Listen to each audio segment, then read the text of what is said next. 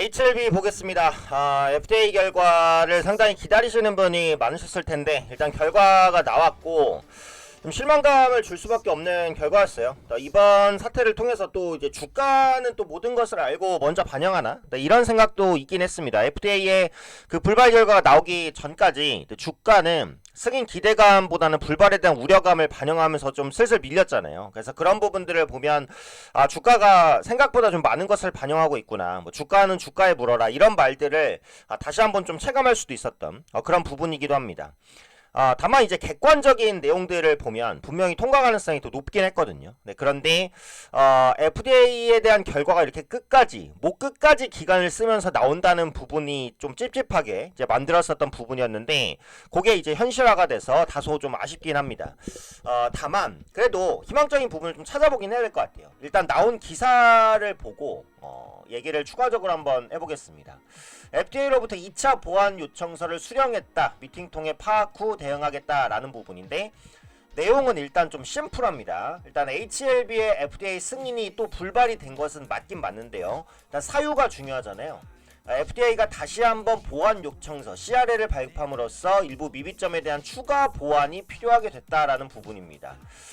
회사는 이제 21일 새벽 유튜브 영상을 통해 못 보신 분들은 유튜브 영상 한번 보시고요.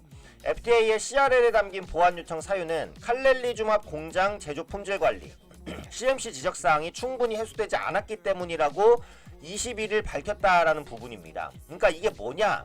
이전에 FDA 통과가 반려가 된 사유가 칼렐리주맙의 CMC였잖아요. 근데 이번에도 사유가 칼렐리주맙의 CMC라는 거예요. 그래서 HLB의 리보세라닌 문제는 어쨌든 아니라는 겁니다.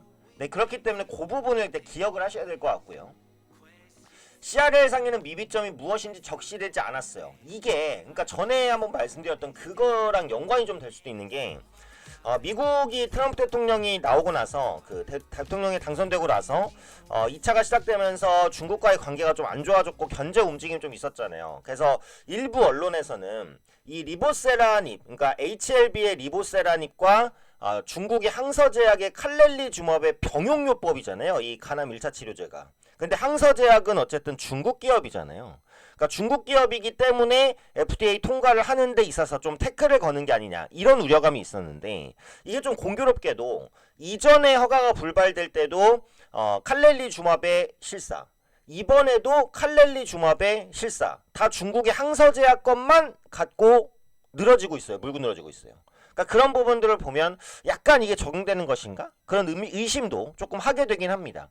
어쨌든 HLB의 리보세라닙 문제라는 건 아니잖아요. 그러니까 그 부분은 그나마 향후에 대한 기대감을 좀 줄 수 있는 요인이라고 생각하고 이전에 그 CRL 지적을 받았을 때 지적받았던 사항이 좀 경미했고 충분히 보완했다고 전문가들이 판단했기 때문에 예상치 못한 결과에 당혹스럽다라고 했어요.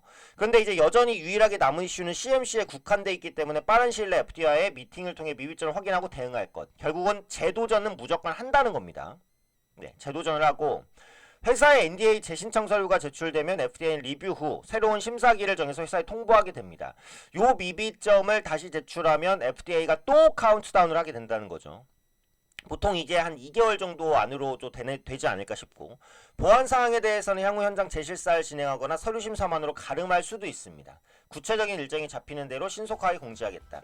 근데 어쨌든 칼렐리주맙의 CMC를 또 한 번 걸고 넘어졌다라는 측면에서 요거에 대한 보완이 있을 것이고 FDA의 통지 허가 재카운트다운이 진행이 되겠죠. 근데 이게 어쨌든 올해 한 3분기 안에는 될 것 같아요. 이렇게 되면 3분기 안으로 이제 FDA 결과가 또 기다려지게 될 것 같아요. 그러니까 이게 어쩔 수 없는 부분이고 다만 이제 그런 부분은 있어요. 그러니까 이번에 이제 허드가 기대감을 갖게 만들었었던 두 가지 요인이 첫 번째는 이건데 그러니까 ESMO의 간암치료제 가이드라인의 1차 치료제를 등재를 했잖아요. ESMO 가이드라인은 전세계 전문가 치료 지침서라고 써있는데 ESMO가 이게 학회인데 이게 절대로 허접한 학회가 아닙니다.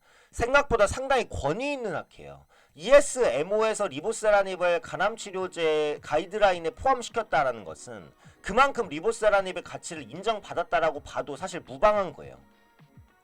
그래서 자사의 가남신약, 리보세라믹과 항서제약의 칼렐리주마 병용요법이 세계적으로 권위 있는 암학회죠. ESMO에서 발간한 간세포함 치료 진단 가이드에서 1차 치료제로 등재가 됐잖아요.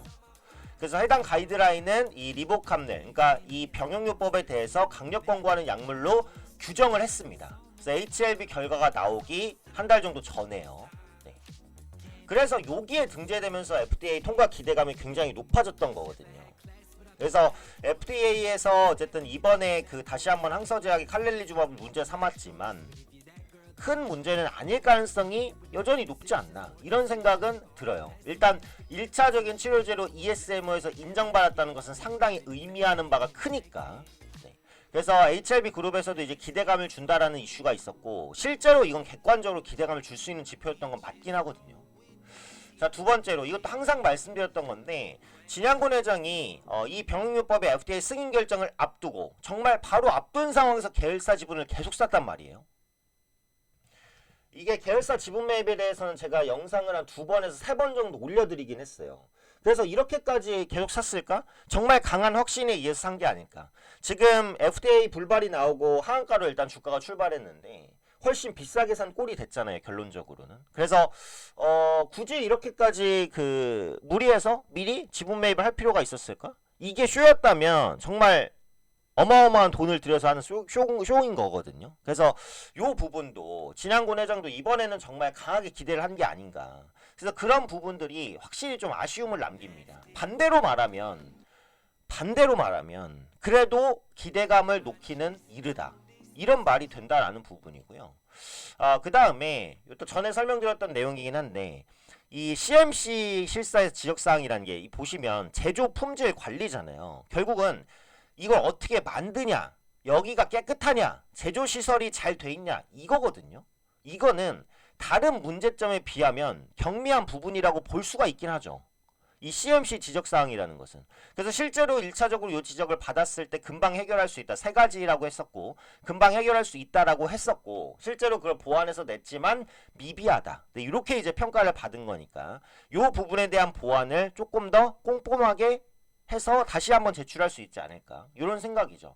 결론적으로는 지금 주가가 급락했기 때문에 사실 이번에는 기대감이 정말 너무 컸거든요. 그래서 저도 이제 아쉬움이 큽니다. 이게 통과됐으면 유한양행 렉나자에 이은 상당히 가시적인, 고무적인, 자랑스러운 성과가 될 수 있었는데, 요게 이제 불발된 부분은 너무 아쉽다. 다만 앞서 말씀드린 대로 진양군 회장이 지분을 계속 매입했던 부분이라든지, 아니면은 이제 ESMO에서 치료제로 강력 권고를 받은 부분이라든지, 분명히 이 병용요법에 대한 기대감을 줄 수 있는 부분은 많았다. 네, 그래서 이게 허황된 부분은 분명히 아닙니다, 제가 볼 때. 그래서 CMC 관련된 통과, 그 다음에 향후 일정 추이를 계속 지켜봐야 될 것 같아요.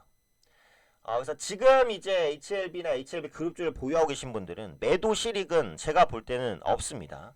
이미 이제 하한가로 이제 떨어진 상황이기 때문에 여기서는 일단 언제 주가가 반등할 수 있을지 그거는 모르겠어요. 빠르면 오늘 소화될지도 모르긴 해요. 지금 이제 장 초반인데 거래량이 벌써 100만 주 정도까지도 쌓입니다. 지금 300만 주가 깔려 있는 상황인데 어찌되었던 간에 저가 매수에 대한 부분은 진행이 되고 있기는 해요.